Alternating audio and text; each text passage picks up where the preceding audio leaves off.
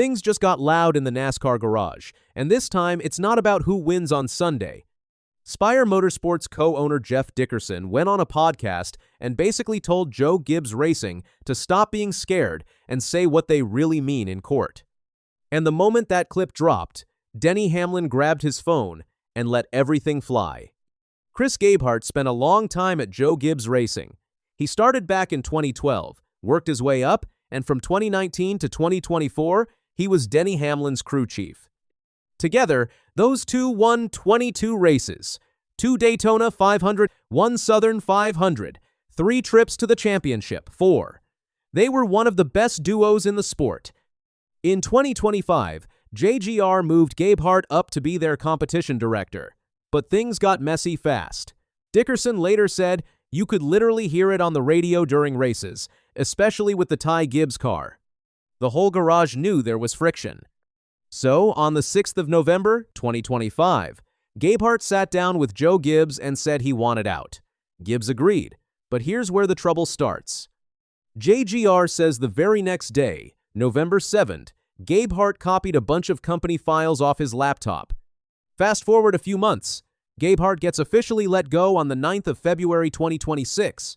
About a week later, he starts a brand new job at Spire Motorsports as their chief motorsports officer. And on February 19, JGR fires off a federal lawsuit. They're asking for more than $8 million in damages. JGR's words are strong. They say Gabehart was part of a brazen scheme to steal JGR's most sensitive information to help Spire. A few days later, they added Spire itself to the lawsuit too. So what exactly did Gabehart take? According to JGR's forensic team, a lot.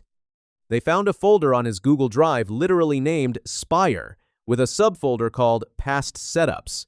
They say he took race notes from the entire 2025 season, employee pay info, sponsor revenue numbers from 2024 through 2026, tire data, and simulation tools. Hamlin, in his own court declaration, called this stuff the crown jewels of JGR. The team says they spent $15 to $20 million over 5 years building these systems. Gabehart's side of the story is very different. He says the folder was just for him to think about whether to take the Spire job. He paid out of his own pocket to let JGR check his laptop, his phone, and his Google Drive. He even offered to let a neutral expert search Spire's systems. He offered to pay $50,000 in JGR's legal fees just to make this go away. Spire says his new job is way bigger than his old one, covering Cup, trucks, ARCA, late models, sprint cars, and manufacturing. Then the judge stepped in. Judge Susan Rodriguez gave JGR a partial win. She said Gabehart's non-compete looks valid. She said the data he took counts as trade secrets. She blocked him from doing the same job duties at Spire. But, and this is huge, she also said there's no proof Spire actually has any of this stolen info. She called that idea speculative, at best. Then came the part that really set Dickerson off. 2 weeks ago, Carson Hocevar won at Talladega. It was only Spire's second Cup Series win ever. JGR jumped on that and basically said in court, "See? They're winning now because of Gabehart. They want the trial moved up to November or December 2026 because they say Spire is getting an unfair edge." Spire fired back in a perfect way. They posted a tweet saying, "Considerable attention has been drawn to the fact that Spire only has 1 win. The allegation is now wrong. Let the record now reflect we have 2. And that brings us to this past Thursday, when Dickerson sat down with Jeff Gluck on the Gluckcast. He did not hold back. Dickerson said this whole thing is wearing on him. It is tough sitting in court and being called a liar and a thief and a cheater. And every time that a judge has asked for any evidence, they have produced nothing. He said his team has done everything the right way and taken 0 shortcuts. Then he got to the real fire. Dickerson said JGR is sending out subpoenas to teams like Trackhouse, Haas Factory Team, and Rick Ware Racing, all Chevy teams, but not Hendrick Motorsports. And Hendrick is Spire's actual technical partner. Their alliance has 320 wins. Dickerson said JGR is hiding from that on purpose. In his words, "They know who our alliance partner is. They just don't have the balls to say it in court." He kept going. They want to diminish all of our people. They want to hurt us in front of the industry. They want to hurt us in front of sponsors and fans just because they can. He said about the Talladega filing, not only is Chris not in that role, but they're minimizing what happens here.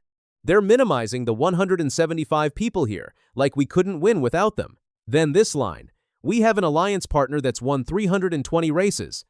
We don't need their stuff. We don't want their stuff. I didn't ask for their stuff. Denny Hamlin saw the clip, and on May 1, he posted this on X. Yeah, okay, buddy. You hired someone who stole tens of millions worth of information, lied about communications y'all had after you deleted them, and now is getting paid double to work on your truck program? GTFO.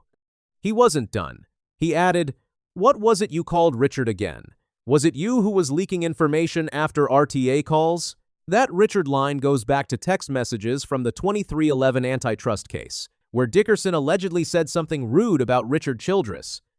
And the RTA part is Hamlin, accusing Dickerson of leaking race team alliance meetings to NASCAR.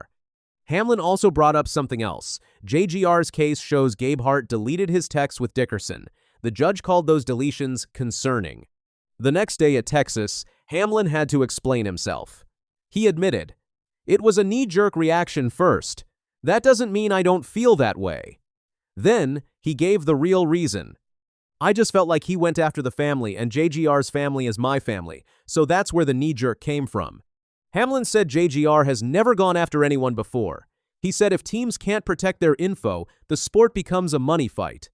I would just go to someone at Hendrick, maybe Chad Knaus, and say, I'll give you $10 million a year. Bring everything with you. That's just not the way NASCAR can operate.